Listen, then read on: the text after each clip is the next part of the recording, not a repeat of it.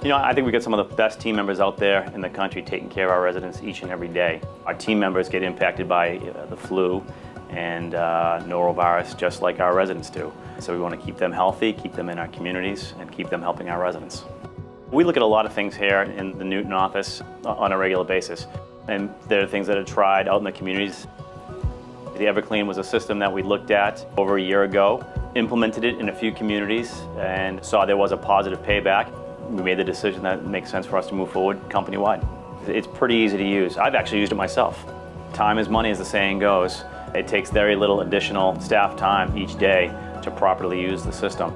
We think it's going to keep our communities cleaner, prevent more instances of the flu and norovirus, and keep people safe in the long run. So it's an investment that we've made that I think will benefit everybody. When we're dealing with this reactively, it's generally too late. We've got to, shut the community down from new admissions. We've got to keep residents in their rooms. Staff members are going to get sick and they're going to be taking time off. And then we've got to clean the community. We've got to go through and, top to bottom, make sure that we get rid of the virus. If we can save one resident from moving out, that's somewhere between $30,000 and $40,000 per community. A skilled nursing patient, that could be over $100,000. It's an important endeavor for the company to take it seriously. For our team members out in the communities need more information on the EvaClean product, they can feel free to reach out to the purchase department at any point in time, and we'll make sure that they get the information that they need.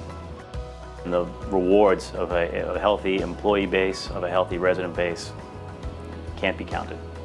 We're committed to using the EvaClean system. It works.